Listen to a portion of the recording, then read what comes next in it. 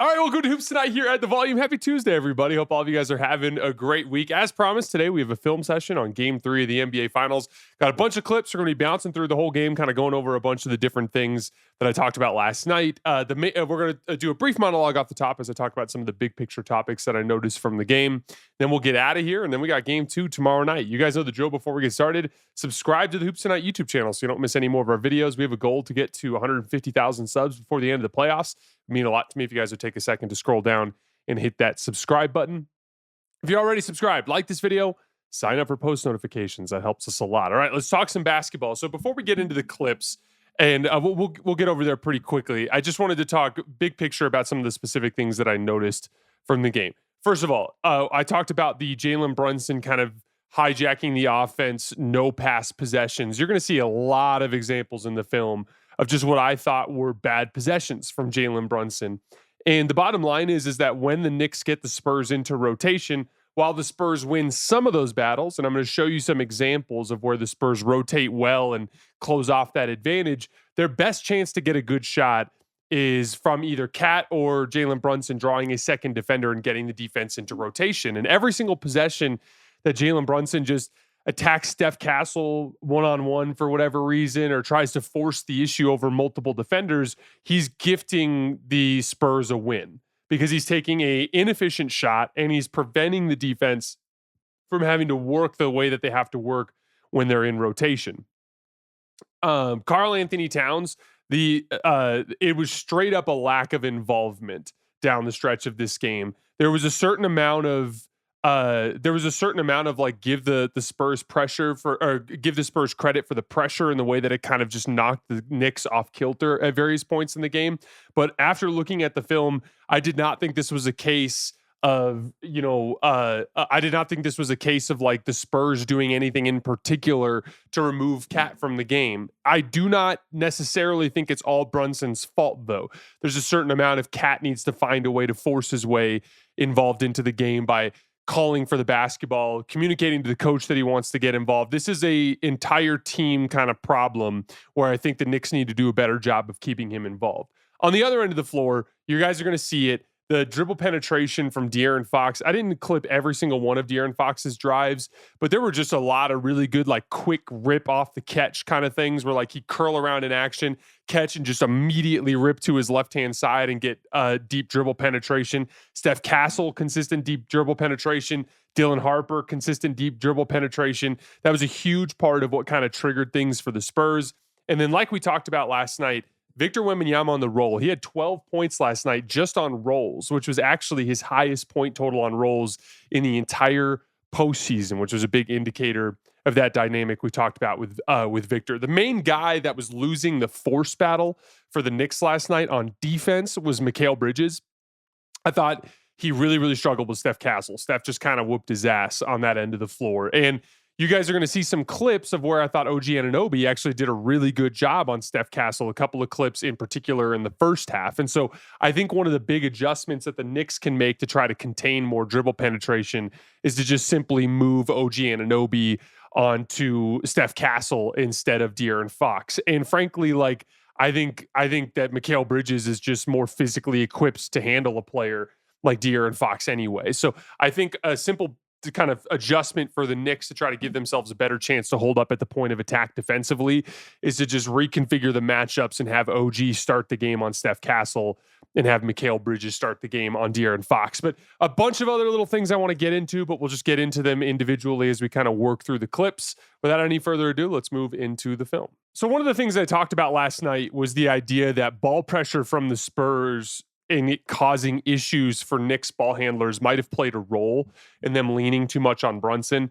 Here's an example of Steph Castle just applying a bunch of ball pressure on Mikal Bridges, and then you have the ball pressure from Julian Champagnie, which ends up forcing the turnover.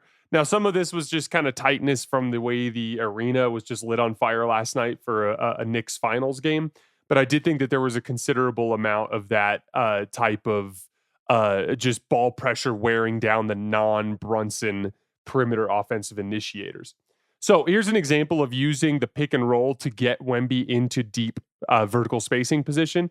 So we have our 45 action. Brunson does chuck Wemby as an attempt to slow him down on his roll. He methodically kind of works his way in there. Good job by Steph Castle, by the way. He deserves a lot more credit for this specifically. When he turns the corner, look at how hard he attacks, which engages Cat, which allows Wemby to not have to fight Cat on his roll. You'll see some examples later in the film where Cat's able to fight Wemby on his rolls, and it makes it more difficult. Ball gets swung out to De'Aaron Fox. Mikal Bridges gets pulled in because of the fact that Steph Castle gets such a deep dribble penetration. And De'Aaron Fox rips the closeout, gets 2 feet in the paint, throws it vertically to Wembanyama, who dunks it. All right, here we have a Josh Hart version of that turnover. We have Julian Champagnie getting up into Josh Hart. Look at all the pressure from Steph Castle, and he just turns it over. So as you can see, they're just kind of decomposing a little bit against the ball pressure from San Antonio, which I think eventually kind of leads to some of that Jalen Brunson kind of hero ball that we saw throughout the game. Okay, so now one of the things you're going to see is when the Knicks run this kind of high hedge with the Cat, it just puts them into a predicament where Wemby's able to roll behind. This is a coverage that I don't necessarily agree with, right? So as you can see, when Wemby sets the ball screen, Karl Anthony Towns is in this like high hedge. Because he's in the high hedge, that allows Wemby to roll behind. Now when Wemby rolls behind, because OG's a little late on his tag, Wemby gets easy deep post position in the dunk. You guys are going to see an example later in the film where Cat runs a more traditional drop coverage and they're able to force a turnover because Wemby's not able to roll as easily towards the basket. More Spurs ball pressure. Look at this. Just simple, just backcourt ball pressure from Steph Castle forces a near turnover. Somehow this ball squeaks through to Josh Hart. Wemby makes a nice rotation to the rim to shut off OG Anunoby. Then he closes out to Mikal Bridges in the corner and gets an awesome contest, blocks the shot. Just you could see the difference in the ball pressure intensity from the Spurs to start this game. Here's winning at the point of attack. Now, again, like the matchups are all really tricky here because, as you guys know, like Josh Hart's actually starting the game on Castle and Mikal Bridges is starting the game on Fox. But Mikal Bridges ended up on Castle at various phases of the game, which you will see. And OG Anunoby is being deployed as a help side defender off of Devin Vassell. Now, as we know, OG Anunoby is a very, very capable rim protector in these situations. He's a very useful off-ball defender. But again, this is just, I would just like to see OG Anunoby deployed more on Steph Castle because he's so incredibly gifted at handling his dribble penetration, which again was one of the primary drivers of the Spurs' offensive success in the matchup. So again, Mikal wasn't on Steph all game. He didn't even start on Steph. He started on Fox. But he spent many possessions on Steph, as you will see as we work through the film, especially when the Spurs went to their 4-guard lineup. And it's just one of those things where I understand the desire to use OG as an off-ball defender, but Mike Brown might have to consider deploying him on Steph Castle at some point in the series. Watch how easily Steph just beats Mikal Bridges off the dribble here with a little left to right crossover, gets into the paint, and then just, at this point too, OG's guarding a shooter, so it's not even like he's in rim protecting position most of the time. I just don't necessarily agree with that configuration of the matchup. Steph gets inside and gets the and one. Here we have a zero pass possession. So the Spurs are off to a great start. It's 9-3.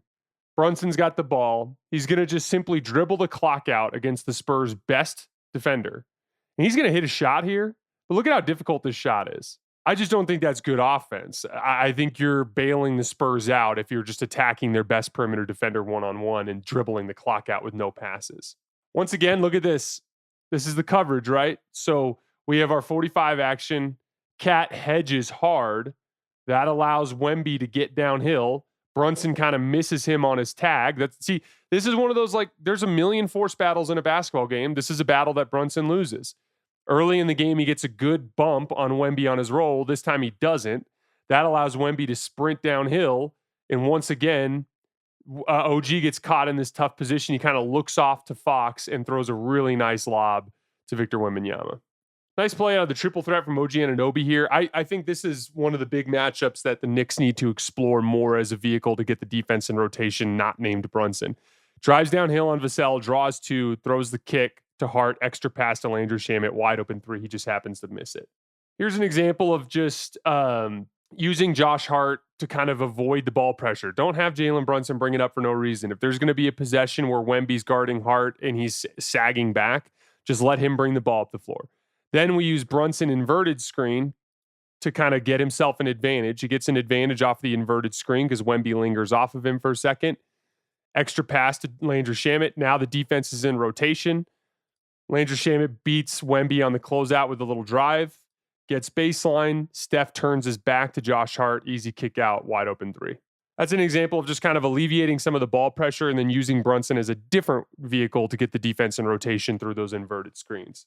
This time, Cat doesn't hedge because Wemby slips early, right? So Wemby slips out of the double drag early, and that prevents Cat from throwing the hedge. Now, Cat is still attached to Wemby on the roll. Now, as Steph tries to throw him the ball, watch how Cat can push him off his spot, and he ends up forcing him into stepping out of bounds. That's why I think it's important for Cat to stay in a deeper drop. I just think it's important for him to be there constantly to contend with Wemby on rolls. The early high hedges from Cat in this game kind of reminded me a lot of game one against Cleveland, where they were randomly just kind of hard hedging with him and giving up a lot of easy threes as a result. I just think that the Knicks are better off playing a more passive defense with Cat in that specific situation. Here we're going to get that Cat high of with a high ISO with off-ball action. This is just really well defended. Watch, they switch it, and then watch Dylan Harper navigate the screen. That's extremely well defended from the Spurs on that particular possession. Now we're going to get Dylan Harper attacking Jalen Brunson in action. Just a simple guard screen. Watch Vassell come up into the action, and when Vassell sets it, Brunson kind of hedges. Harper splits. Now you got a 4-on-3, drives right by OG Anunoby and scores. Another Brunson zero pass possession. Again, you're down 21-11. You need a good shot. We're just going to dribble the air out of the basketball. Dribble through, dribble through, dribble through. Bad pull-up three with 10 seconds on the shot clock. Couple things here.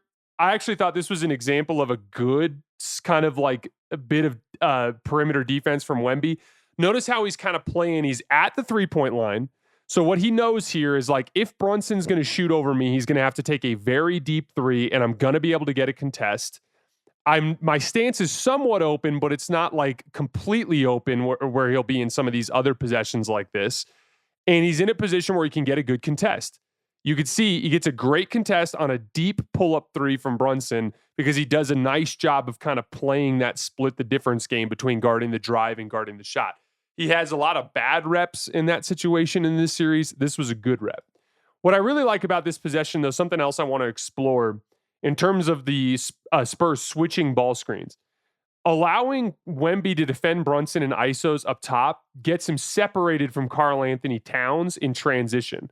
So watch how when the shot goes up, Wemby then runs, and because Cat is tied up in a box out with Vassell, Wemby now beats Cat down the floor, gets a deep seal against Landry Shamet. This is a big advantage situation. Now, Wemby doesn't score here. I didn't like this Cat post up because I didn't think there was enough kind of like configured off-ball movement. Like we get a cut from, I think it was Landry Shamet, cuts through. Josh Hart's kind of like setting a weird screen on Vassell, but there's just not a lot of movement. Everyone's just kind of standing around, and so it ends up in this bad step back three from Josh Hart. I like when Cat is ISOing, but they're actually running real off-ball action. Guys screening for each other, maybe multiple screens for each other. This is another the Brunson Mitchell Robinson pick and roll has been really successful in this series because of how well they work the snake and Gortat screen. So again, Mitch rolls right into Cornette, and then Brunson snakes it back to his left hand. That has worked really well all series. Tell me if you've heard this before. Yet another Jalen Brunson zero pass possession against an apex defender. No passes. Going against Dylan Harper. If I had more time, I'd sit here and count the dribbles. But this is not good offense. Dribble, dribble, dribble, dribble, dribble, dribble. Impossible shot. Mitchell Robinson gets blocked. That stays with the Knicks. I just didn't think that was a good possession. Wemby misses the three. OG gets the rebound. Dribble, dribble, dribble, dribble, dribble, dribble. No passing. Attacking Champagny on a switch now. Dribble, dribble, dribble, dribble, dribble. Another screen, dribble, dribble, dribble, bad step back jump shot. This is not good offense. And it's just a lot of that from Brunson last night. Today's show is brought to you by presenting sponsor Hard Rock Bet, Florida's sportsbook. The NBA Finals are here. The lights are brighter, the pressure is higher, and every possession can define a legacy. Will New York finally end a 53-year drought and bring a title to the Big Apple? Or will San Antonio's young superstar tip off the next great dynasty run? However you see it playing out, head over to Hard Rock Bet and turn your picks into a payday. Because once the final buzzer sounds, that's it for hoops until next season. So shoot your shot while you can. And same game parlays are the best way to get in on the action. Big teams, superstars, clutch performances. There's so many storylines to bet on. So why not stack them all into a same game parlay for a bigger payout? If you're ever late to tip off, don't worry. Hard Rock Bet lets you live bet all game long, from the first bucket to the final buzzer. Try your first bet on Hard Rock Bet today, and you could score $150 in bonus bets if you win. Just place a $5 bet, and if it hits, you get not only your winnings, but an extra $150 in bonus bets. And sure, Hard Rock Bet is Florida's only legal sports book, but you don't have to be in Florida to join the party. Hard Rock Bet is also live in Arizona, Ohio, New Jersey, Indiana, Tennessee, Virginia, Illinois, Colorado, and Michigan, with more states on the way.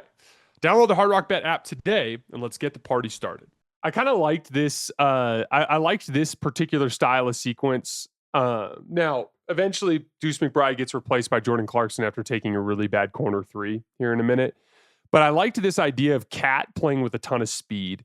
So Shamit's fast, Clarkson or Deuce is fast, Jose Alvarado's fast, and then obviously OG Anunoby, as we talked about last night, one of the most underrated players in the league. This lineup structure surrounds Cat with a lot of speed, and this lineup scored really well last night. I think it's something that the Knicks can continue to explore. But one of the things the Spurs will do is they'll rotate to Cat on the pop. So as you can see, as Wemby is defending this action and drop coverage, he's calling out the coverage and asking Steph to rotate to Cat on the pop. What I really like is watch OG. As soon as Steph rotates to the pop, OG cuts. That breaks the defense and brings Champagnie in. When OG catches, he hits Shamit in the corner. Now we have another closeout. Shamit drives it. Skipped Alvarado. Now the defense is in rotation. He ends up driving on Carter Bryant and hitting the floater. Just a lot of really good flow side to side with this particular lineup. And I like that idea of OG cutting off of when they rotate to the pop. There were times where the Knicks got the Spurs in rotation, which again, this particular Knicks lineup got the Spurs into rotation the most. But there are times where the Spurs just rotate really well. Here's an example. Deuce beats Wemby on the closeout, draws Fox. Castle rotates to Alvarado. They're in rotation. One good closeout, by the way, slows the whole thing down, right? One good closeout from Steph Castle in the passing lane. See how he closes out to the passing lane to disrupt that extra swing pass to OG. Then he contains Jose. But still, Jose ends up getting some dribble penetration. Beats Steph. That ends up drawing Carter Bryant kind of into the middle of the floor. Look at this closeout from Carter Bryant. This Cat unit continues to just generate better shots. Here we have Karl Anthony Towns kind of end up in a bad spot because OG mucks up the spacing on accident. But still, Cat working at the top with this particular style of surrounding talent. OG Anunoby attacks on this little brush screen, gets downhill, draws in 4 defenders, kicks out to Clarkson open 3. I just like the way this lineup played. Here's Karl Anthony Towns getting a finish over De'Aaron Fox. Once again, ISOing in the middle of the floor. These units without Brunson have really no choice but to play through Cat, and it's just kind of naturally leading to better offense. Nice finish through Fox. This is one of the stretches of the game where I kept thinking as I was watching the film this morning, I'm like, man, some of this is pretty tough to recreate if you're the Knicks, and it's why if I'm a Spurs fan, I should feel pretty confident that we have a chance to come back and win the series. Again, just a chance. This is just a tough shot. You have this driving kick sequence, good rotations, ball works its way to OG. Harper's there, and he just hits like a tough step back 3. Very next possession, let's fast forward here. We have Jalen Brunson hits like a 28-foot bomb over Wemby. Like impressive shot making, and it fueled this run, but it's like that's tough to sustain over any sort of large sample. It's not necessarily good process, it's just good results. Here's some good ball pressure, pushes Brunson late into the shot clock. We're 13, 12, 11. We talked about this last night. A lot of possessions where Jalen Brunson has the ball like 42, 43 feet away from the basket with like 10 seconds on the shot clock. As a result, he ends up driving. These are one of those hard switches I was talking about. Look at how like Champagnie closes out on the switch. Now there's 6 seconds on the shot clock and he's 47 feet from the basket. Ends up throwing up this kind of janky floater that has no chance. Good rebound from Harper. Harper was rebounding the ball really well last night. Knicks end up going small because of the foul trouble for Cat. I loved the two-man game against this look. I don't think the Knicks can really guard the two-man game without Cat on the floor.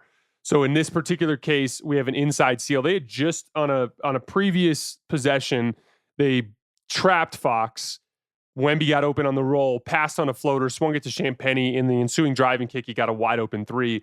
On this one, they switch it, but when they switch it, look at how Wemby has inside position on McHale, which creates this easy kind of lob lane for him. And again, like Brunson can tag there if he wants, but then he's going to give up an open three to Vassell. Look what happens when Brunson drives to pass. Gets downhill, takes the read, the kick back to Hart, gets the defense in rotation.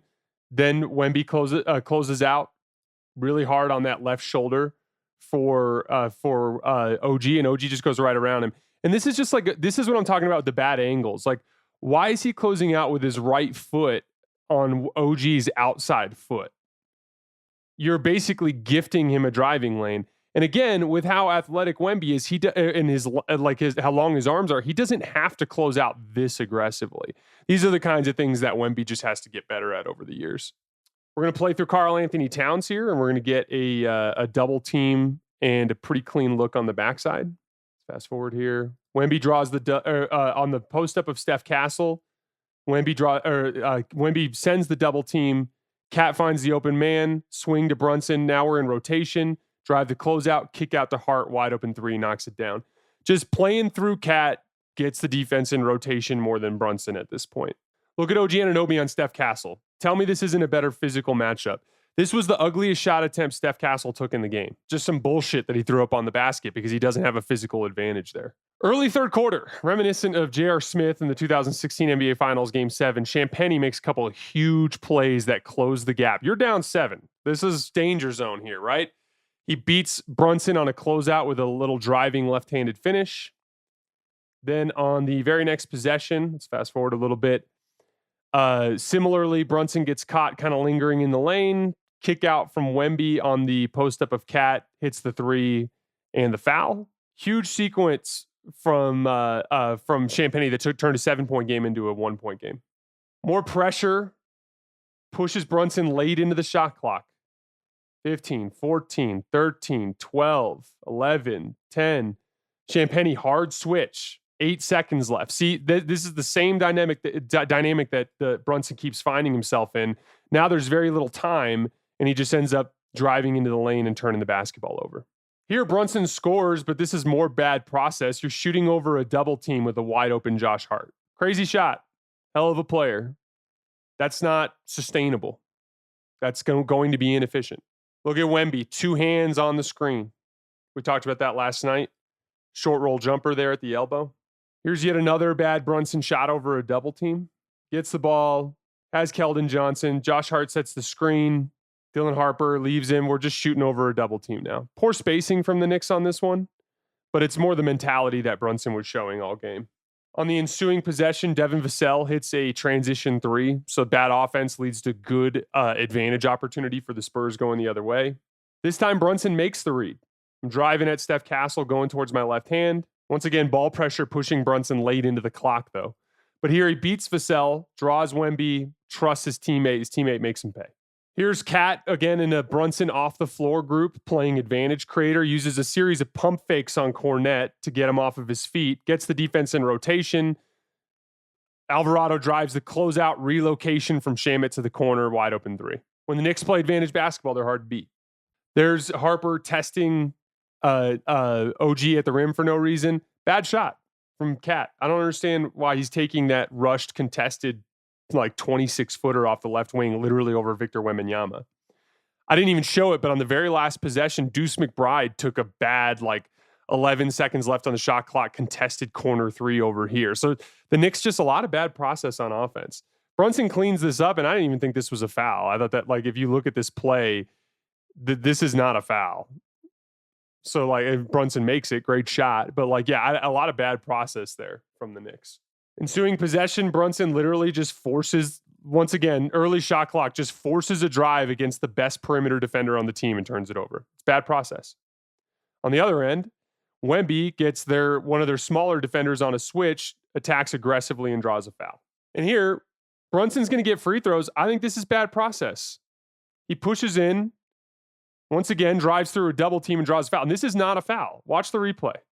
He drives right into Steph Castle's chest, who's standing there with his arms up, and just falls over and throws his arms out crazy. He gets 2 free throws there, but that's not good offense. That's bad process and a flop getting rewarded. I hated this double team from the Spurs. We talked about it earlier. I like Wemby switching in ball screens out onto Brunson.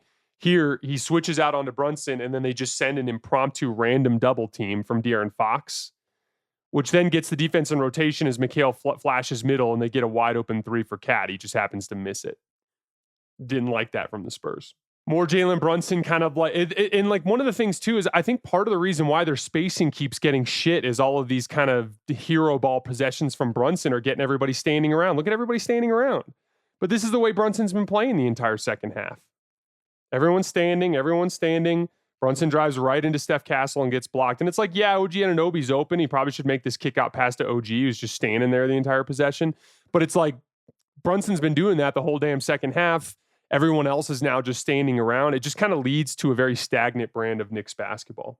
Hated this possession. There wasn't enough time on the clock, and I thought De'Aaron Fox played way too passively. There's 1.7 seconds left. You know he's going to take a pull-up, and Fox plays the drive instead. And like, look at that angle he takes and just lets Brunson rise into his shot. Kind of bad defense there from Fox. Nice shot from Brunson. One other thing, too, that was kind of driving me crazy on this possession really quick. Devin Vassell is being guarded by Brunson. Why is he not setting the screen? He kind of runs up like he's going to, and then he just clears. I want to see Vassell involved in the ball screen, which you will see over a couple of these final possessions. So on this possession, Steph Castle actually gets Jalen Brunson on a switch. You've won the battle. Drive on him. No, we're going to set a screen with Wemby to get Josh Hart switched back onto him. But because they end up putting 2 on the ball with Brunson, presumably because they don't want to switch Brunson onto Wemby. Now, I wouldn't have worried about that because there wasn't enough time on the shot clock. But OG Anunoby comes over in the action, which ends up leaving Dylan Harper wide open. Another wide open look for the Spurs that they just happen to miss. Here's how I want to see them attack Brunson with this lineup. This is exactly the lineup that I'm talking about, right? So Devin Vassell's being guarded by Brunson. He's going to try to hedge and recover. He does successfully the first time because Vassell doesn't get out of the screen. Like, this is where Vassell's messing up. Like, right here, Vassell needs to sprint over here. That's his next job. But either way, they reset it. When they reset the screen, Vassell catches OG Anunoby, which forces him to open his stance, which allows Fox to get downhill. He crosses over on OG, draws the second defender, wide open look for Harper. So, again, that's well defended by the Knicks under the circumstances, but you got another really good look by attacking Brunson. And then here's that final possession, the one that ices the game. Watched Karl Anthony Towns jam Wemby up and not allow him to set the pick. See, 2 hands on. He's jamming him. He's jamming him. He's not even letting him go set the pick. He's just blocking him like a left tackle. But De'Aaron Fox just ends up hitting the big jumper anyway that ices it. So as you guys can see, that with that lineup, I just really want to see them be more intentional about using Vassell as a screener. If you do happen to get one of your ball handling guards switched onto Brunson, that guy needs to look to attack right away. On the Knicks front, just way too much Brunson hero ball. He needs to do a better job of just, again, whether it's force feeding Karl Anthony Towns, whether it's letting other people bring the ball up the floor, playing through OG Anunoby more, trusting the pass on some of his drives more. Just as you guys saw, just a lot of really bad offensive process from the Knicks. And really, as it pertains to the rest of the series, for me, it's pretty simple. The Spurs are absolutely capable of winning this series because of the amount of force that they can bring on the perimeter. But if the Knicks actually play Knicks basketball and move the basketball, they are capable with their force doing similar damage to the Spurs offense. And when both elements are equal, if both teams are defending extremely well and playing with a ton of force and containing the ball well, the Knicks just have more vehicles with which to get the Spurs in rotation and better shot-making talent around them. So in a lot of ways, the Spurs can control what they can control in terms of playing with force, but so much is going to come down to the Knicks and their offensive process. If the Knicks play with the right type of offensive process, I think they're going to win the series. If they play this style, they could find themselves down 3-2 headed back to New York here pretty soon if they're not careful. So definitely a lot of things for the Knicks to clean up. Big game tomorrow night. Looking forward to breaking it down with you guys live on YouTube after the final buzzer. I will see you guys tomorrow night.